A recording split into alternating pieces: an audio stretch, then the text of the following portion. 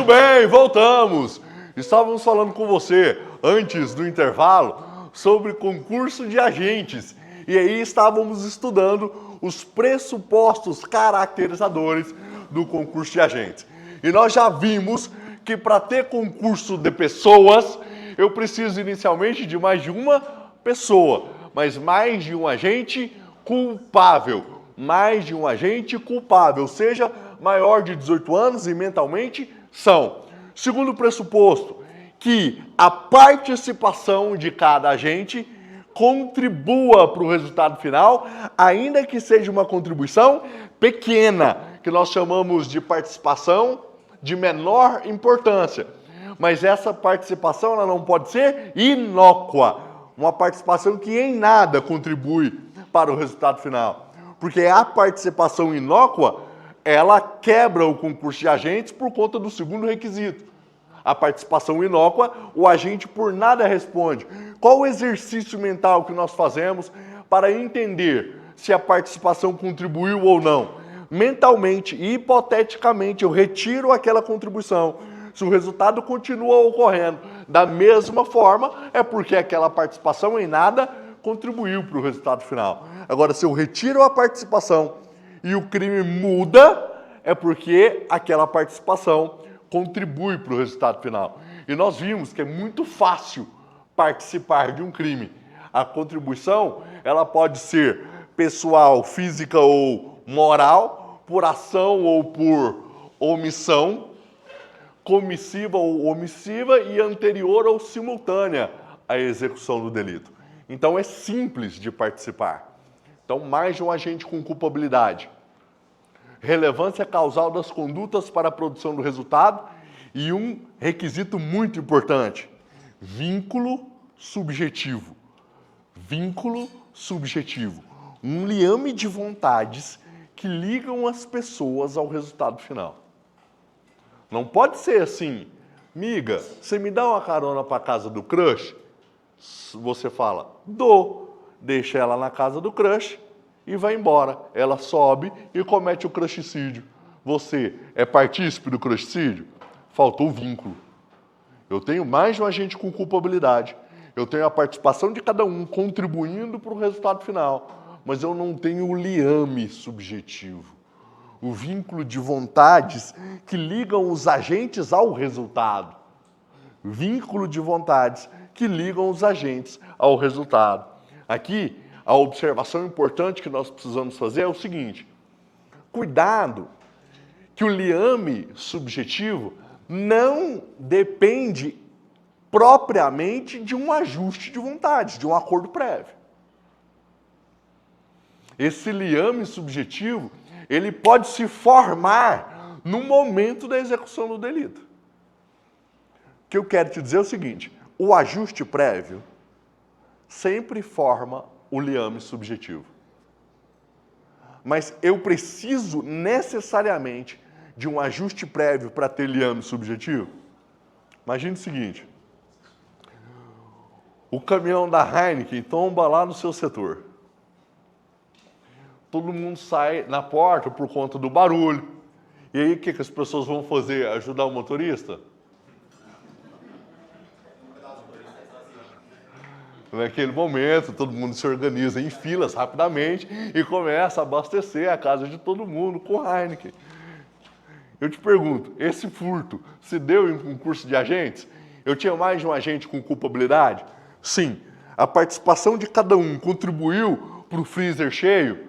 Sim. E eu tinha liame subjetivo entre essas partes? Sim. Não tinha liame subjetivo no momento que todo mundo se organizou e começou a passar. Mas esse liame subjetivo, ele se deu mediante um ajuste prévio? Não. O liame subjetivo se formou no momento do cometimento do crime, no momento da execução. Olha o exemplo que a doutrina nos traz. Esse exemplo aí eu retirei lá da doutrina do professor Kleber Masson. Olha lá. A escuta B falar ao telefone que matará C ao final do expediente.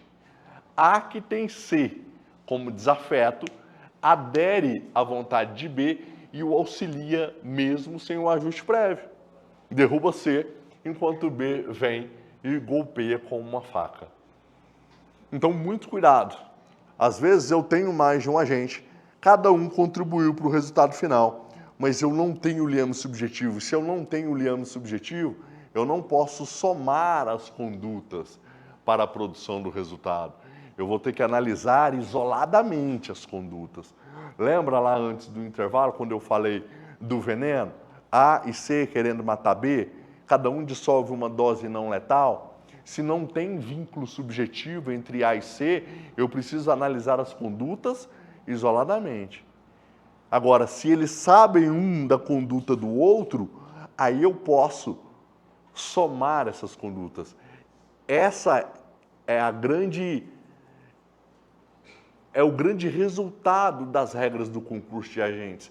Permitir entender que a participação de todo mundo é uma conduta só na busca do mesmo resultado. Ah, um só vigiou. Lembra 11 Homens e um Segredo? Ou eu estou muito velho? 11 Homens e um Segredo, vocês lembram? Não, não vem com essa não, vocês lembram sim. 11 Homens e um Segredo, lá do...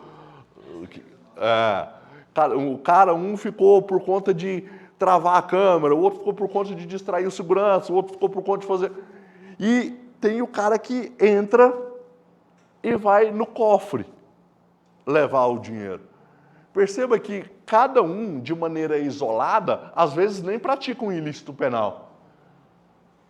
Mas, pelas regras do concurso de agentes, eu consigo entender que todos esses esforços é uma conduta única na busca de um mesmo resultado. Então, todos eles responderão pelo mesmo crime. Então, artigo 29, todo aquele que concorre, que contribui para o crime, incide nas penas a este cominadas na medida da sua culpabilidade. Então, o vínculo subjetivo é o liame de vontade que ligam os agentes ao resultado. Se não tem liame subjetivo, não tem concurso de agentes. Se não tem concurso de agentes, como que se analisa as condutas? Isoladamente. Você vai ver que muitas delas são atípicas. Tudo bem? Vocês estão me entendendo? Sim? Beleza, vamos mais.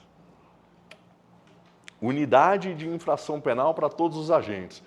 Nesse ponto, nós vamos entender que o Código Penal, o próprio Código Penal nos diz isso expressamente. O Código Penal adotou a teoria monista, monística ou unitária. Quando eu leio a exposição de motivos do Código Penal, que é aquela parte do código antes de começar o código, não, prof, eu não leio nem o código, quanto menos essa parte antes de começar o código. Mas existe uma parte antes de começar o Código Penal chamada de exposição de motivos. Lá no item 25 da exposição de motivos, o legislador diz expressamente que para o concurso de agentes, o Código adotou a teoria monista, monística ou unitária. O que é isso? Significa dizer que todo mundo que concorre para o crime vai responder pelo mesmo crime. É pelo mesmo crime. Percebe que as regras do concurso de agentes visam exatamente isso? Somar a conduta de todo mundo para responder pelo mesmo crime? Mas, obviamente, se não tivesse exceção, não era direito penal. Existem exceções que o próprio legislador resolveu dispor no Código Penal.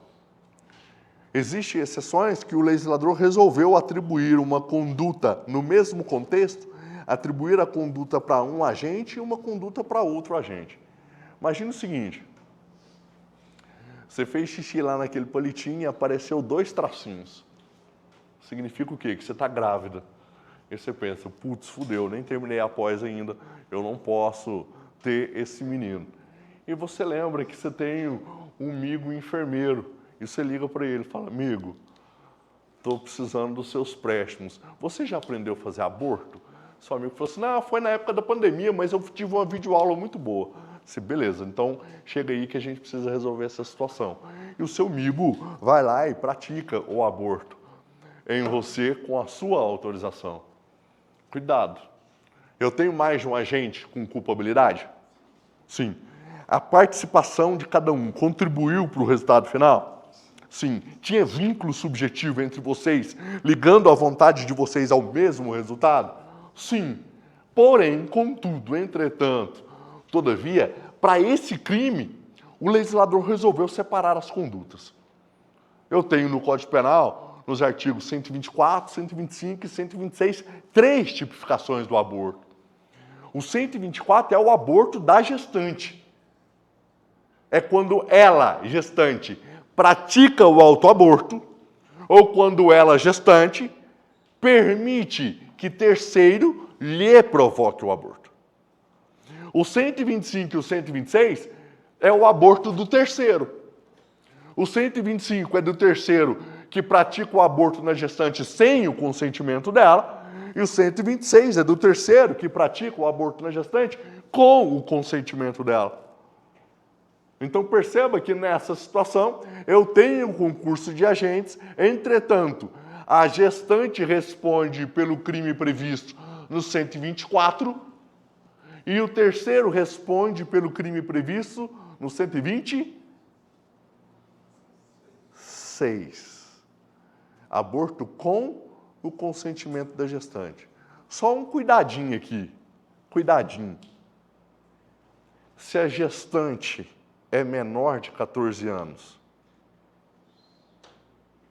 e consente com o aborto, obviamente que ela não responde por nada, menor de 14 anos. E o terceiro, 125 ou 126? 5, sem consentimento. Se ela não pode consentir com a prática do ato sexual, ela vai consentir com o aborto? O menor de 14 anos, por Código Penal, não é gente. Ele não pode nada. Ele pode ter conjunção carnal ou qualquer outro ato libidinoso? Não, porque o 217A deixa claro, o estupro de vulnerável. Então, ter conjunção carnal ou qualquer ato libidinoso com pessoa menor de 14 anos ou em situação de vulnerabilidade é crime, ainda que haja consentimento? Sim. Ainda que os pais consintam? Sim. Ah, não, mas está namorando, já tem 5 anos. Ainda que seja dessa forma, com qualquer consentimento. Ainda que ela já tenha sido... Ah, não, já deu para o setor inteiro. Não interessa. Menor de 14 anos não pode consentir com ato libidinoso. Não tem capacidade para consentir com o aborto. E não tem resistência para resistir à influência do suicídio. Então, se você induz, instiga ou auxilia menor de 14 anos a se matar, responde você pelo artigo 121 e não por indução ao suicídio. Cuidado com os consentimentos do menor de 14 anos, porque, para o Código, ele é incapaz de consentir e incapaz de resistir. Tudo bem? Sim? Um outro exemplo, que o próprio legislador resolveu separar as condutas de cada um. Imagina que você é parado na blitz da balada responsável, da lei seca.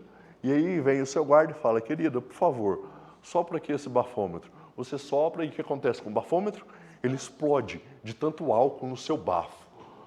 E aí você fala, seu guarda, será que a gente não poderia resolver isso de uma outra forma? O seu guarda fala assim, eu acho que se você me passar R$400, eu posso te liberar. Você fala, só um minuto que eu vou pegar. Quando você enfia a mão na bolsa, o comandante da blitz escuta tudo que estava acontecendo e prende em flagrante o seu guarda e você. Mais de um agente com culpabilidade, apesar de você estar bêbada? Sim. A conduta de cada um contribuiu para o resultado final? Sim. Tinha vínculo, liame subjetivo entre vocês? Surgiu na hora ou fizeram um acordo prévio? Surgiu na hora. Eu tenho um concurso de agentes? Sim. Só que neste caso, o legislador separou a corrupção do particular da corrupção do funcionário público. O funcionário público que solicita, não. O funcionário público que aceita ou recebe e o agente particular que oferece vantagem indevida, o funcionário público responde pelo 317, crime de corrupção, ativa ou passiva do funcionário público? Passiva. Passiva. A corrupção do funcionário público é a passiva. E o particular responde pela corrupção ativa do 333. Consumado ou tentado? Tentado do particular. Não chegou a entregar. Não chegou a entregar. Consumado ou tentado? Do particular tentado, do outro consumado. Opa! Cuidado. Aí, caralho. Por isso que eu gosto de dar aula pra gente que gosta de penal. Consumado, porque nós estamos falando de um crime formal. Os crimes, quanto ao resultado, se classificam em 3 espécies: material, formal e de mera conduta. Material, formal e de mera conduta. Qual a diferença entre eles? No crime material, o legislador prevê conduta e resultado material, resultado naturalístico, e exige a ocorrência do resultado para sua consumação. Homicídio. Eu tenho homicídio consumado sem o resultado morte? Não. Ah, prof, mas não é assim sempre? Não, isso aqui parece que é o básico. Ah, o crime prevê conduta e resultado, e para consumação precisa do resultado. Isso eu estou falando de resultado naturalístico, resultado material. Mas nós temos os crimes formais, também chamados pela doutrina, de crimes de consumação antecipada, ou crimes de resultado cortado. O que são crimes formais de consumação antecipada ou de resultado cortado? São aqueles crimes que o legislador também prevê conduta e resultado material. Só que ele se consuma de maneira antecipada, apenas com a prática da conduta. Todos esses crimes com vantagem indevida são crimes formais. Extorsão. Se consuma quando? No ato de extorsão, ainda que não tenha o recebimento da vantagem indevida. Concussão, corrupção passiva, todos eles se consumam apenas com a prática da conduta, independentemente do recebimento da vantagem indevida. Vem, tiro 10 agora. E se acontece, então, também o resultado material? Exaurimento. Ok? Então, quando a gente caminha no intercrimes, os crimes formais eles se consumam apenas com a prática da conduta. Mas e se ocorre também o resultado material? O próximo passo é o exaurimento. Mas cuidado, exaurimento integra o intercrimes? Não.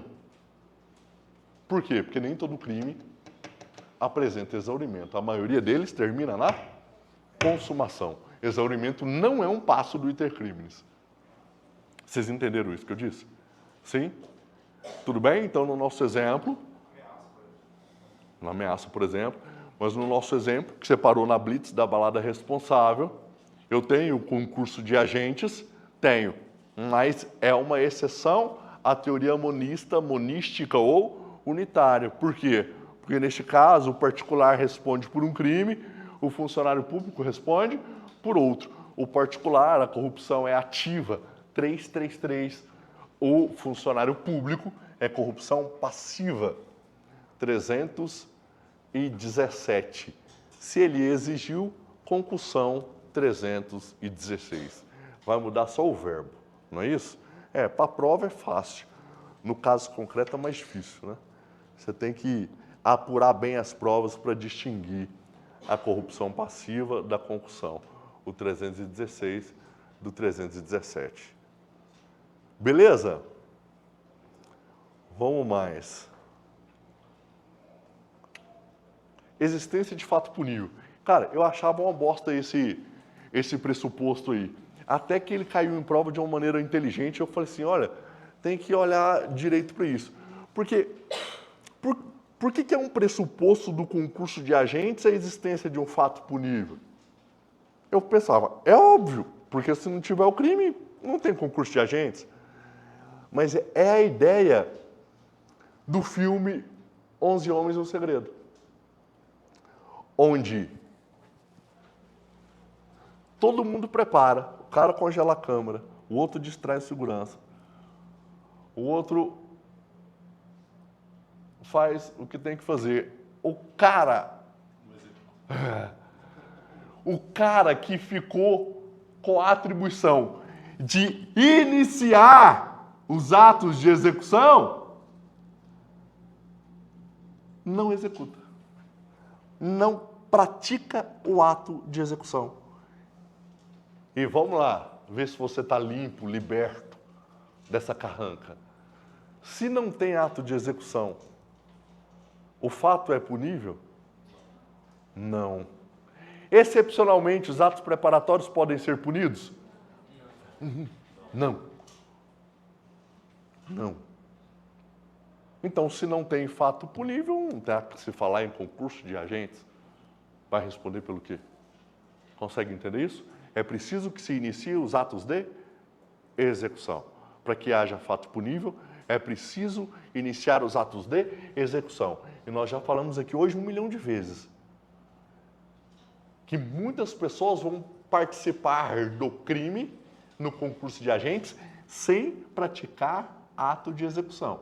Mas aquele cara, aquele agente que está atribuído à prática do ato de execução, ele tem que praticar. Porque se ele não praticar, não tem fato punível, não tem concurso de agentes.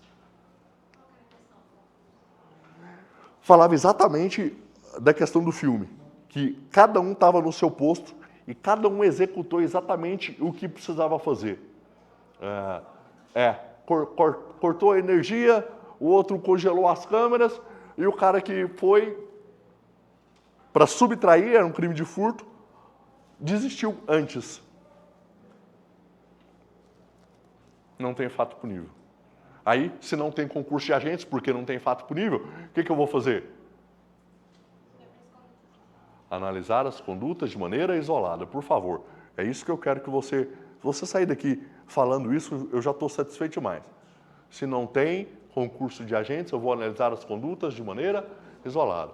Então, o cara cortou a luz de maneira proposital. Se tem alguma infração ou um crime anão, uma contravenção penal, vai responder por isso.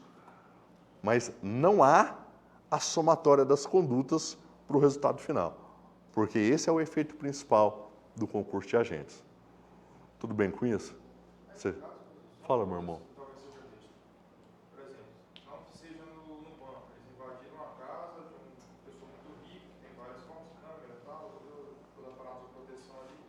Eles invadiram e aí, no caso, eles não vão chegar a resolver, a exaurir o crime. A gente tem que tomar muito cuidado, mas não exaurir. Exaurir até consumou, né? Aí, no caso, eles não vão concorrer pelo crime em si, mas eles concorrem pela invasão do município. Cuidado, cara, porque eu acho que já começaram a executar, hein?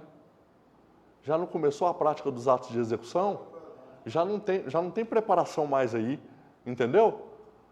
Eu acho que o pastor fica diferente, mas entendeu? Já começou a execução. O que não houve? A consumação. E aí, cuidado.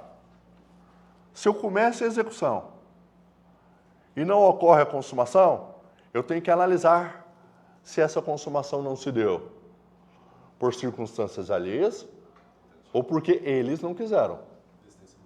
Isso. Eu estou entre o 14 e o 15. Ou porque, por circunstâncias alheias à vontade dele, eles vão responder pelo crime tentado. Ou porque eles desistiram voluntariamente ou se arrependeram de maneira eficaz. Desistência voluntária, arrependimento eficaz. E a desistência voluntária e arrependimento eficaz, que estão no 15 e não no 14, qual que é o efeito prático deles? Aí sim, faz sentido falar na violação de domicílio, no artigo 150. Mas aí o domicílio é um crime meio para um crime fim, vai para o domicílio para furtar? Aqui era execução do furto, perfeito? Entrou para subtrair. Mas o que a desistência voluntária e o arrependimento eficaz dizem? Vamos lá, vamos entender aqui.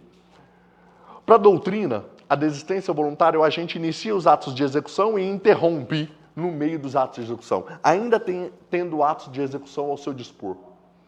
No arrependimento eficaz, o agente pratica todos os atos de execução, só que desiste, só que se arrepende e pratica uma nova conduta que evita a consumação. É no caso de atirou querendo matar.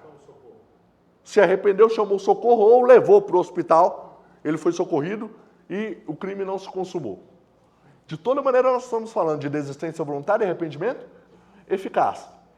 Se a consumação não se deu por vontade do agente, ele não responde pelo crime fim. Vamos lá. Se a consumação não se deu por vontade do agente, ele não responde pelo crime fim. Sabe como que a doutrina chama a desistência voluntária e arrependimento eficaz? De tentativas abandonadas. Modalidade de tentativas abandonadas. Há um abandono do dolo inicial. Se há um abandono do dolo inicial, ele não responde mais por aquilo que ele queria, e sim pelo que acontecer. O que aconteceu? Uma violação do domicílio. Eu não posso mais falar em tentativa de furto aqui. Mas perceba, parece muito lógico, mas isso aqui confunde. Quando ele está nos atos de execução e a consumação não se dá por vontade do agente, porque ele desistiu de maneira voluntária ou ele se arrependeu de maneira eficaz. Por vontade do agente, quando ele abandona o dolo. Quando a doutrina trata de desistência voluntária e arrependimento eficaz, ela traz a fórmula de Frank. E a fórmula de Frank vem distinguir a tentativa da desistência voluntária. E eu falo que parece lógico, mas muita gente se engana nisso aqui. Porque olha o que diz a fórmula de Frank. Para distinguir a tentativa da desistência voluntária. A fórmula de Frank diz que na tentativa o agente quer prosseguir, mas não pode por circunstâncias alheias à sua vontade. Na desistência voluntária, o agente pode prosseguir, mas não quer. Na tentativa, ele quer, mas não pode. Na desistência voluntária, ele pode, mas não quer. Vem, por exemplo, que você vai entender. Olha só. Imagina que você está sexta-feira, 3 horas da manhã, lá na cozinha da sua casa, esperando o seu marido voltar da reunião do trabalho. Porventura tem um 38 na sua mão. O cara trabalhando até essa hora e você pensando coisa errada. Quando o infeliz passa o pé para dentro, você sapeca um tiro nele, bang. Quando você dá o primeiro tiro, você lembra, putz, a fatura do cartão. Vence na segunda-feira. O que você faz? Desiste de dar outros tiros e o seu marido sobrevive. O que é isso? Resistência voluntária. Amor, o que é isso? Amor, que isso? Eu faço de dinheiro para pagar a fatura. Mas perceba, a consumação não se dá por vontade do próprio agente. Deixa eu dar uma complicadinha para você entender bem isso aqui. Imagina que o maridão chegou, você pegou o 38 e deu um tiro nele, bang. Nesse momento, a sua filha, de 2 anos, vira para você e fala, mamãe, não! Você olha enternecida para sua filha, desiste de dar outros tiros e o seu marido sobrevive. Eu te pergunto, houve desistência voluntária? Fórmula de Frank.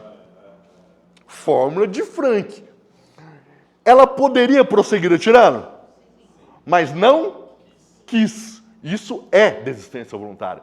É diferente se o maridão entrou, você dá o primeiro tiro, aí o seu filho de 15 anos pula em cima de você e tira a arma de sua mão. Isso é desistência voluntária ou tentativa? Percebe? Percebe? Esse caso prático aí nos chega bem pertinho da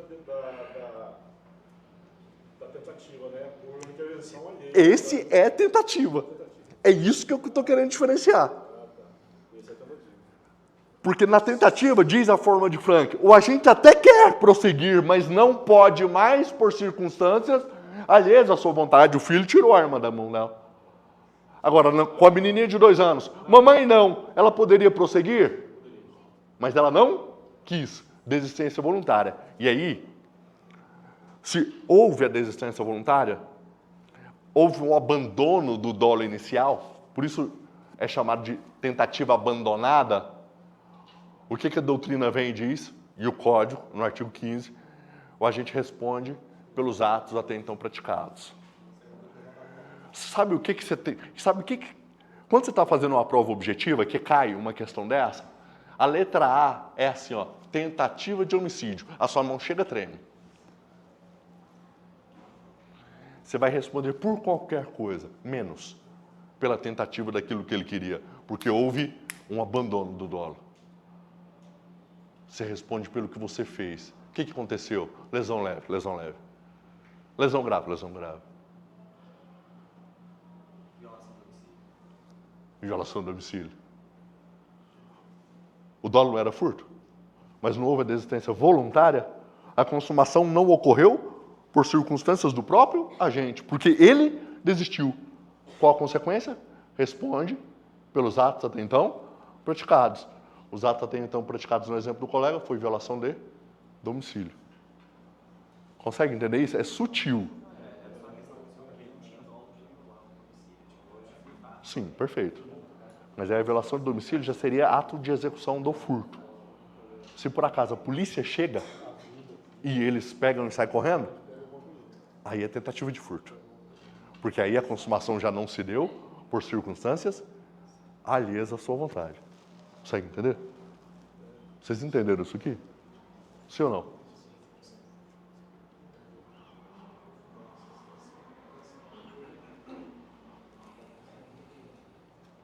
Beleza. Então, existência de fato punível. Tem que ter o início dos atos de execução. Cuidado com o intercrimes. Iniciou os atos de execução? Ó. Iniciou os atos de execução? A consumação passa a ser uma hipótese. Iniciou os atos de execução? Pode consumar, não pode? Pode. Pode não consumar por circunstâncias alheias à sua vontade. Pode também não consumar por quê? Por vontade do próprio agente. Desistência voluntária ou arrependimento eficaz. Só um detalhinho. Parece óbvio. Mas a desistência voluntária e o arrependimento eficaz tem que evitar a consumação. Ah, desistiu. Deu o primeiro tiro e desistiu. Levou para o hospital. Chegou lá, foi socorrido, mas não suportou e morreu. O que tem aí? Homicídio consumado. Ok? Tem que evitar a consumação. Me chamou, irmão?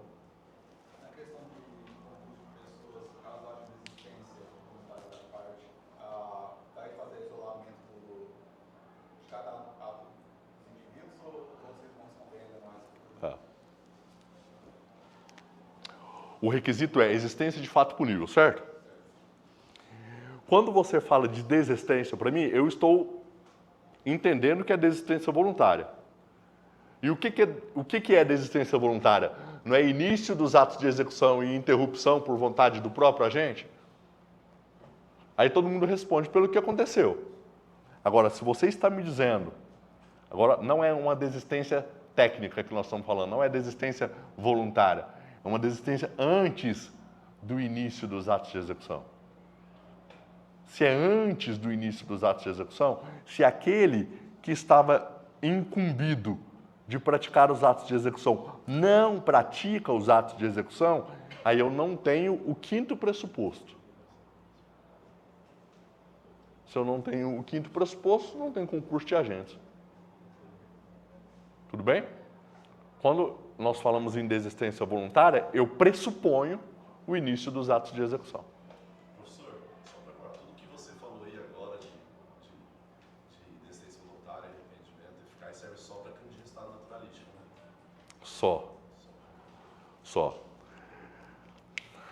Porque o resultado normativo ele é intrínseco da própria conduta. Só para deixar... Eu não tenho desistência voluntária e arrependimento para crime formal. Não tem porque o resultado é intrínseco da conduta. Olha só, quando a gente estuda resultado, só para trazer a pergunta do colega, já te passo. Ah, tá. Pode espreguiçar então, fica tranquilo aí. Só para trazer a pergunta do colega para o contexto, para que todo mundo entenda. O colega falou assim, professor, mas tudo que a gente está falando aqui é para crime de resultado naturalístico. Veja bem, quando a gente estuda resultado, que é um dos elementos do fato típico, fato típico é composto de conduta, resultado, nexo causal e tipicidade. Quando a gente adentra ao estudo de resultado, surge uma pergunta chave. Todo crime tem resultado?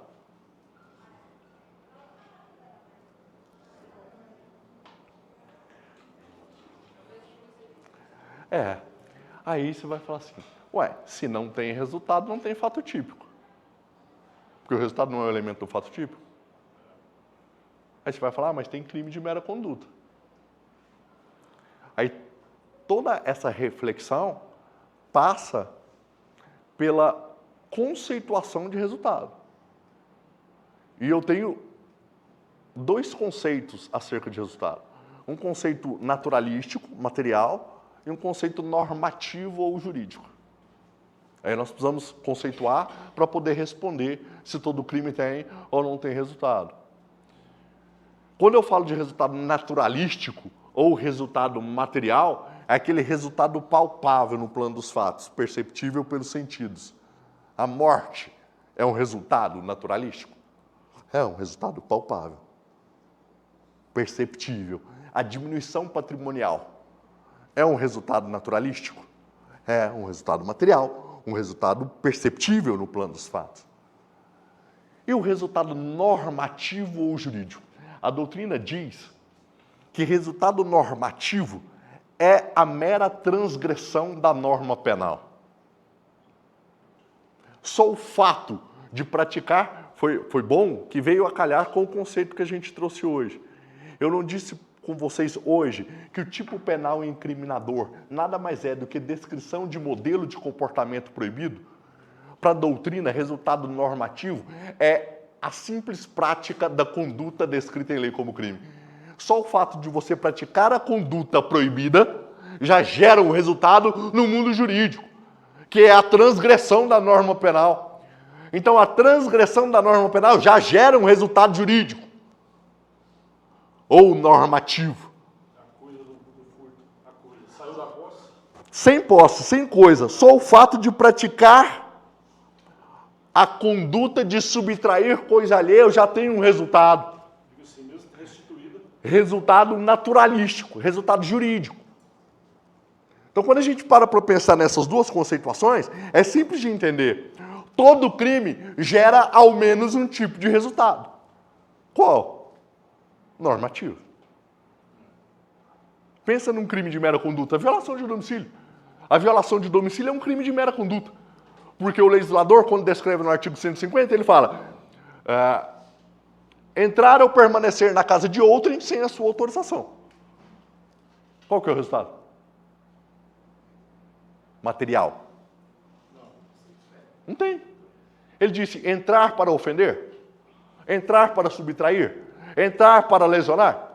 Não, ele só disse entrar sem autorização. É um crime de mera conduta, ou seja, é um crime que não prevê um resultado material. Então, olha só, quando eu adoto um conceito naturalístico de resultado, eu posso afirmar que existe crime sem resultado. Os crimes de mera conduta.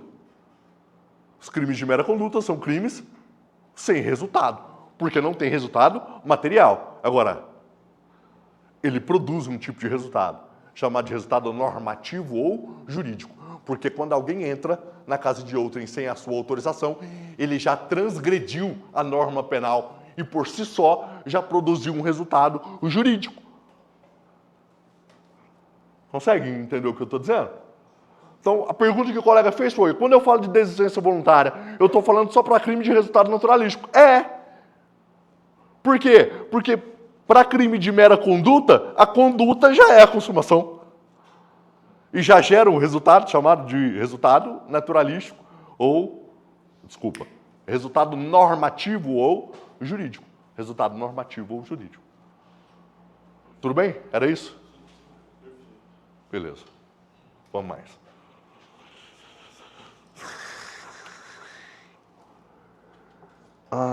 Olha só. Cuidado com a teoria. Vamos nominar esse povo aqui. O Código Penal adotou uma teoria acerca da galera que pratica crime junto. A teoria diferenciadora adotada pelo Código Penal vai dizer quem é autor e quem é partícipe. E aí eu tenho mais uma desobsessão para fazer com você aqui. Que você traz lá da sua formação jurídica em algum momento. Para o Código Penal, o conceito é o seguinte: autor é aquele que exercita o verbo núcleo do tipo penal incriminador. Partícipe é todo aquele que contribui para o crime, sem, contudo, exercitar o verbo núcleo do tipo penal incriminador. E se eu tenho duas pessoas que exercitam o verbo núcleo? Eu tenho dois autores, autor e coautor. Mas é importante você perceber que para o Código Penal, teoria objetivo dualista, ele vai dizer: autor é aquele que exercita o verbo núcleo do tipo penal incriminador. Partícipe é todo aquele que contribui para o crime, sem, contudo, exercitar o verbo núcleo. Vamos lá. Quando a gente estava naquela conversa lá, de tipo penal incriminador, nós resumimos para você que o tipo penal incriminador é descrição de modelo de comportamento proibido, não foi isso? Nós vamos sair daqui sabendo isso. Então, o tipo penal incriminador é o quê? Descrição de modelo de comportamento proibido. Se é descrição de comportamento, tem um verbo que indica qual comportamento. Subtrair, constranger, matar. Esse é o verbo núcleo que indica a conduta principal. É isso que o Código Penal está dizendo. Autor é aquele que exercita esse verbo. Partícipe é todo aquele que contribui para a empreitada criminosa sem exercitar esse verbo. Tudo bem? Pronto para errar o exemplo? Vamos comigo. Imagina que você descobriu a traição do seu marido. Eu adoro esses exemplos. E aí você decidiu matar ele. Só que você não quer sujar as suas mãozinhas de sangue. E você contrata um matador de aluguel e combina lá R$40 para ele matar o seu marido. Tá valendo mais? Acabou de te trair. Vamos deixar pelos 40? Beleza, 20 na contratação e 20 na consecução do serviço. E aí vai o matador de aluguel, mata o seu marido, volta, recebe os outros R$20 e vai embora. A polícia investiga, descobre todo o plano e coloca você e o matador de aluguel dentro do inquérito policial pelo homicídio do seu marido. Você é autora ou partícipe desse crime? Eu estou falando, velho. Eu estou falando. De acordo com o Código Penal. Com o Código Penal. Autora intelectual. Autor intelectual. Uma porra. Para o Código Penal, coloca esse mantra na sua cabeça. Faz assim, ó. Para o Código Penal, o mandante é partícipe. Para o Código Penal, o mandante é partícipe. Para o Código Penal, o mandante é partícipe. Para o Código Penal, o mandante é partícipe. Para o Código Penal, o fucking mandante é partícipe. Sabe por quê? Agora eu vou lá no âmago dessa sua crise. Em algum momento da sua formação jurídica, você cristalizou na sua cabeça que o autor tem que ter pena maior que o partícipe. Isso está escrito onde no Código Penal?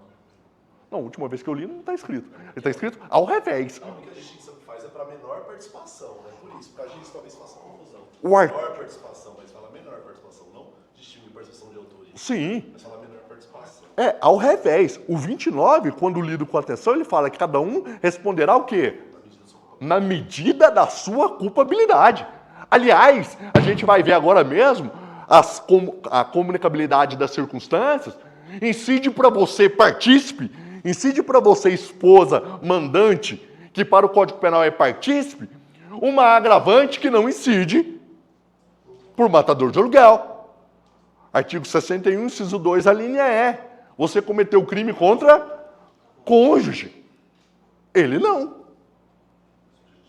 Então, vai ter uma agravante para você que não vai incidir para ele. Então, muito cuidado. Porque existem diversas teorias, e a gente vai estudar elas aqui, diversas teorias que vêm querer chamar o partícipe do Código Penal de autor. Para quê? Para quê? Porque não tem efeito prático. A gente vai estudar aqui a teoria do domínio dos fatos, a teoria da autoria de escritório, que essas teorias foram importadas pelo STF,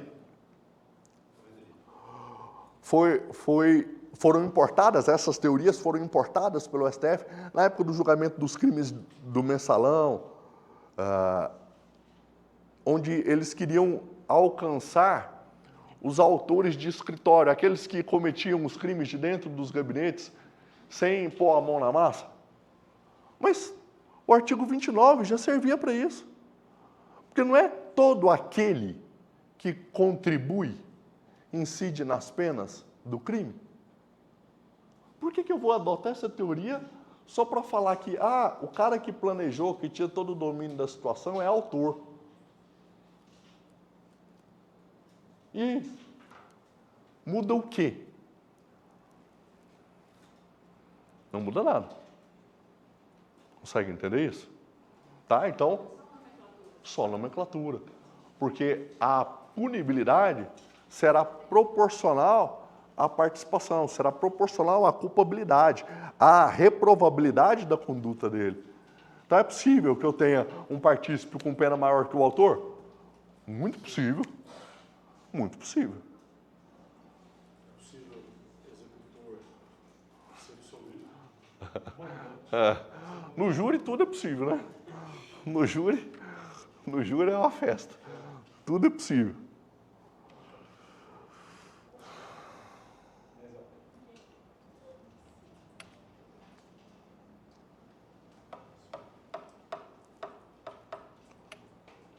Qual que é o nome da teoria mesmo para essa distinção? Objetivo dualista. Isso aí, ó. Item 25 da exposição de motivos do Código.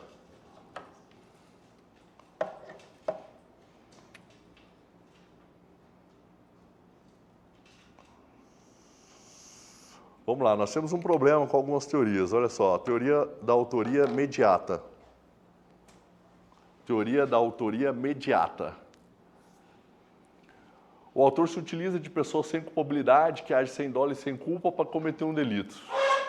O autor comete indiretamente o delito. Imagina, ó, A, B e C estão caçando na mata fechada. A, querendo matar B, diz a C que ali está a caça, que se encontra atrás do arbusto, quando na verdade se encontra B. C atira e mata B. Me confundi com as letras. Vem para o meu exemplo, é melhor.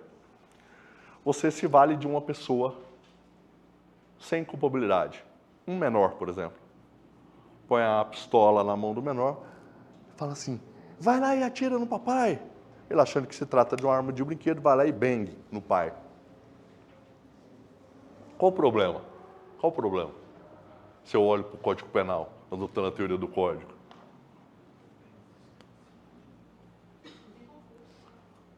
Não tem concurso, mas tem um problema mais grave. Eu não tenho autor.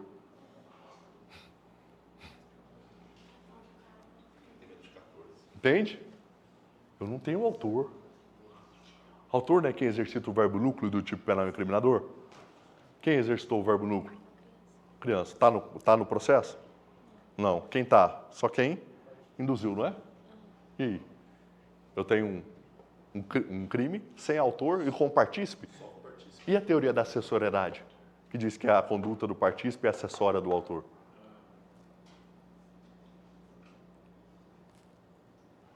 Por isso, a teoria da autoria imediata, que para mim é a única teoria que, de fato, contribui com algo Ela complementa para o a Código Penal. Ela complementa a teoria objetivo dualista do Código. Então, para essa teoria da autoria mediata, quando o verdadeiro autor se vale de alguém sem culpabilidade para o cometimento de crime, nós temos dois autores. O autor mais próximo da execução, chamado de autor imediato, e o autor que determina o crime, que está mais distante da execução, é chamado de autor mediato. Autor mediato. Então eu teria um autor imediato e um autor mediato. O autor imediato, por ser inimputável, obviamente não comparece na ação penal. Mas a ação penal vai ser tocada contra o autor mediato. Autor mediato. Conseguiu entender o problema que a autoria imediata quis resolver? Sim ou não? Mesmo? Tá tudo bem aí? Tudo certo? Bruninha, tem que trazer o Dani para dar umas aulinhas aqui, ó. Um módulozinho fácil. O colega de vocês é a esposa do Dani Salles, promotor de justiça, um penalista de mão cheia também, amigo nosso daqui. Eu sempre vou te passar essa vergonha, Bruno. Estou às ordens, né? Vamos mais. Teoria do domínio do fato. O que essa teoria diz? Que, em verdade, quando eu estou dando aula de preparatório para concurso, eu ainda tenho a desculpa de falar assim, essa questão vai cair na prova. Agora na pós é foda, né? Pode ir. Não tem problema não, pode ir embora. Olha só, a teoria do domínio dos fatos vai dizer que, em verdade, é autor quem domina a situação. É quem tem o controle do momento, da forma. É quem, de fato, consegue, inclusive, interromper a prática do delito. Esse é o verdadeiro autor. Então, para esta teoria, e essa sim é uma das primeiras teorias que foi importada para o Brasil, para dizer que o mandante é autor. Porque o mandante é o que detém todo o controle da execução do crime. Ele escolhe o executor, ele determina o dia, ele determina a forma. O executor apenas obedece o que foi combinado com o mandante. Então, para a teoria do domínio dos fatos, o mandante é autor do crime. Mas, mais uma vez, olha lá, ganhou força após o julgamento do mensalão, ação penal 470. Mas, mais uma vez, qual o efeito prático? Nenhum, porque o artigo 29 continua sendo suficiente para isso. Cada um na medida da sua culpabilidade. Olha como que funciona para a teoria do domínio dos fatos. Conceito de autoria. Autor propriamente dito é o que exercita o verbo núcleo. Aí a expressão que você já deve ter ouvido em algum lugar e não sabia. Autor intelectual do delito. É aquele que controla, é o que tem o domínio dos fatos, que controla a prática do fato típico, é o líder da facção que dá ordens, mesmo preso. Temos o autor mediato, que se vale de um não culpado, e os coautores, mais de um agente que exercita o verbo núcleo do tipo. Que beleza, hein? Tem um monte de autor. Um monte de autor e efeito prático nenhum. Já que aqui é uma pós-prática. Nós temos um agente de segurança pública na sala? Não? Efeito prático nenhum. O que foi? Ué, o que foi? Tudo certo? A verdade bacana, igual essa que você falou,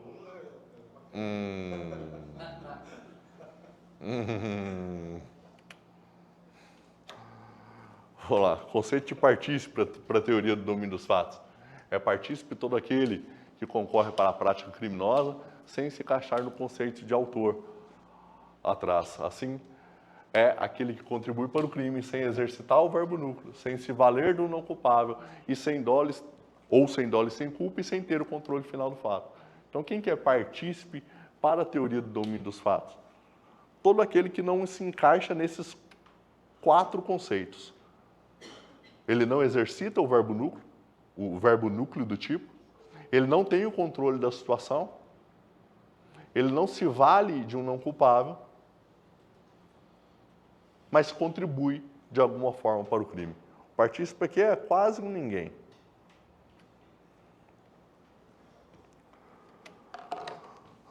Coautoria parcial ou formal, praticam atos diversos que se somam para a produção do resultado.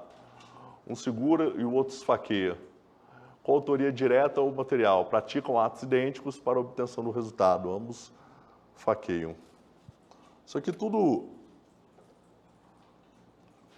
para poder nominar autor e partícipe. Lembrando mais uma vez, essas teorias são legais, são bonitas, mas o código tem a sua, tá? O código adotou uma teoria e para o Código Penal o mandante é partícipe. A minha preocupação, tanto para você redigindo uma peça, quanto para você fazendo uma prova, é entender que, muito embora essas teorias foram utilizadas na jurisprudência nacional, o código tem uma. E para o código, o mandante é partícipe. Beleza. Por quê? Olha lá. Aí quando a gente vai para a punibilidade, olha o que diz a doutrina. A punibilidade observa o quê? A regra do artigo 29. Acabou com a discussão.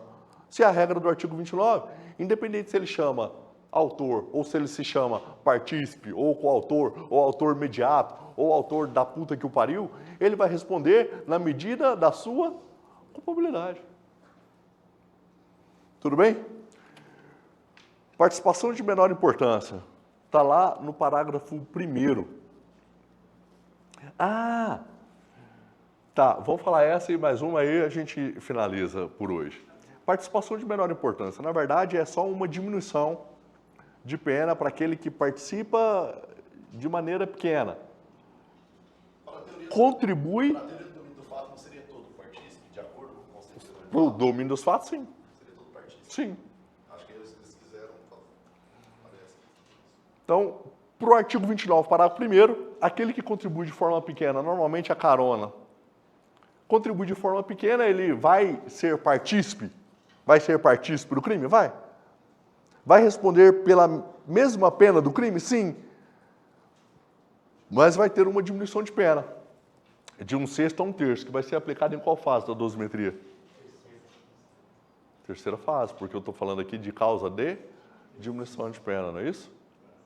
Primeira fase, eu analiso as circunstâncias judiciais do artigo 59. Segunda fase, agravantes 61, atenuantes 65. E na terceira fase, causas de aumento e diminuição. Por que isso é bom para o advogado, para a defesa? Porque ele pode ficar entre as balizas legais. Isso, porque na terceira fase da dosimetria, o juiz pode extrapolar as balizas legais. Se o juiz chega na terceira fase da dosimetria com pena mínima, ele ainda assim pode aplicar a diminuição da menor importância e trazer essa pena para quem do mínimo? Sim, porque apenas na terceira fase o juiz pode ultrapassar as balizas legais. Tudo bem? Mais uma para a gente ir descansar. Olha só. A gente viu as exceções da teoria monista, não vimos? Porque qual que é a regra? Regra da teoria monista. Todo aquele que contribui para o crime vai responder pelo mesmo crime. Não é essa a regra? Então, no concurso de agentes, todo mundo responde pelo mesmo crime. Teoria monista. Aí eu disse para vocês, mas o próprio código, em alguns crimes, optou por diferenciar as condutas. Lembra do aborto? Cada um tem um artigo, a corrupção ativa e a passiva, cada um tem um artigo. Mas tem uma outra opção em que os agentes, mesmo em concurso, responderão por crimes distintos. E essa outra opção está no parágrafo 2º do artigo 29. O parágrafo 2º do artigo 29 fala da participação dolosamente distinta. Quando um dos agentes queria concorrer, é exatamente essa a redação do parágrafo 2º do 29. Quando um dos agentes quis participar de crime menos grave, aplica-se a pena deste. Essa pena é aumentada de metade na hipótese de ter sido previsível o resultado mais grave. Esse é o exemplo. Sabe onde você erra? Depois do ponto e vírgula. É assim, ó. Eu chamo a Natália para a gente furtar o drone do João Augusto. E aí eu falo, Natália, vigia aqui para ver se o João não vai entrar, que eu vou lá em cima pegar o drone. Quando eu entro, o João Augusto não foi drone. Ele comprou drone, Starlink, comprou um jipinho, do nada ele comprou um jipinho. Fala, bicho, que porra é essa? Onde você vai? Não, eu vou para a Amazônia. Eu falei assim, não, velho, você está precisando de serviço. Mas enfim. Aí eu entro para furtar o drone do João Augusto e o João Augusto não foi trabalhar naquele dia. Tá lá.